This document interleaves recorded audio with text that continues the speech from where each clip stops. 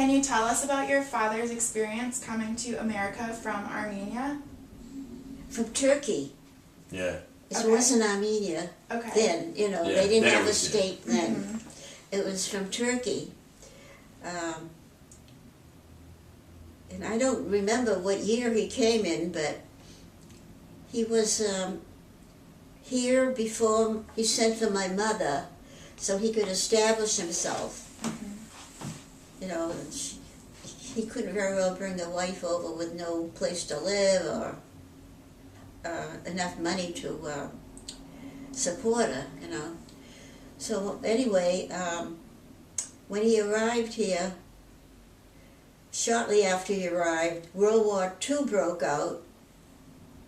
I mean, oh my heavens, World War I. Yeah, World War I broke out, and he was inducted. No, he wasn't here very long.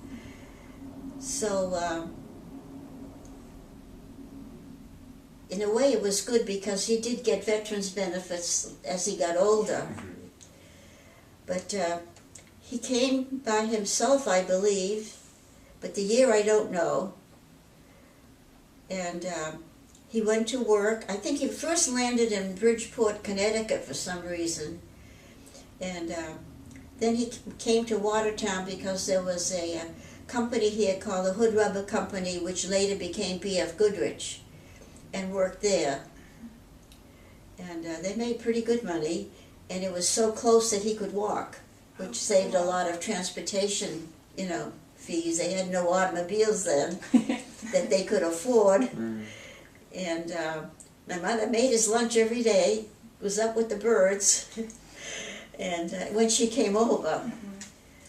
And as I said, when World War I broke out, they couldn't bring anybody over to America from any country.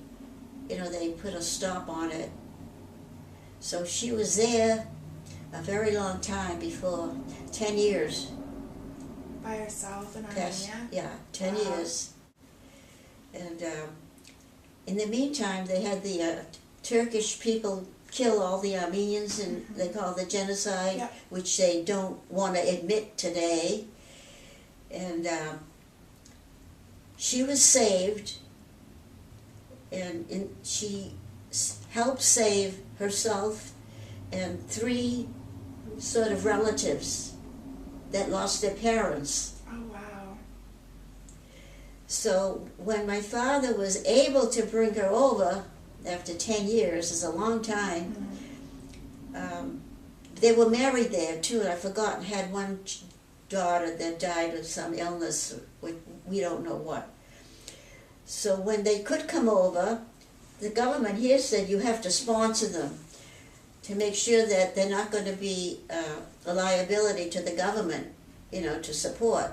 So he had to put down money for each child. There were 3 children, 1 boy and 2 girls. And he didn't have really that kind of money. It was hard for him to, you know, get all that money up. How much it was, I don't know. They call it sponsoring. Them coming here and adapting to the American lifestyle?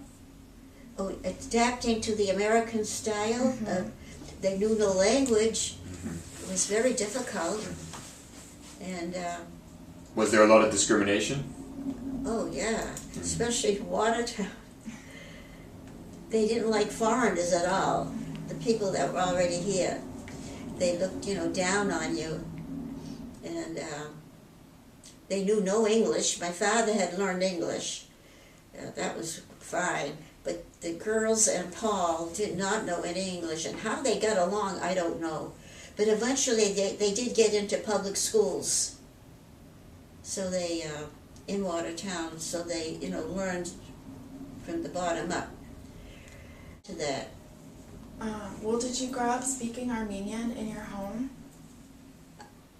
I learned Armenian first, because my mother didn't know English, but my father knew English, so it was kind of difficult for me to pick up a different language than I was used to.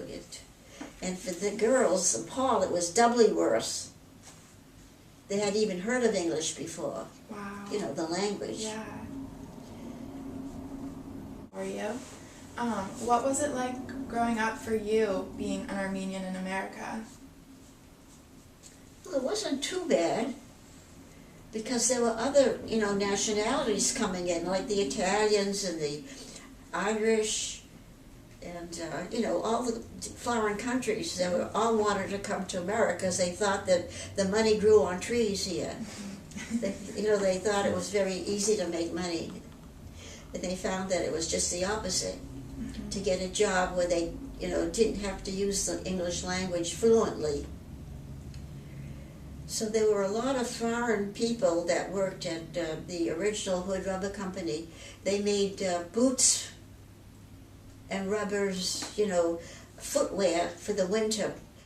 Do you still speak any Armenian? Yes, of course.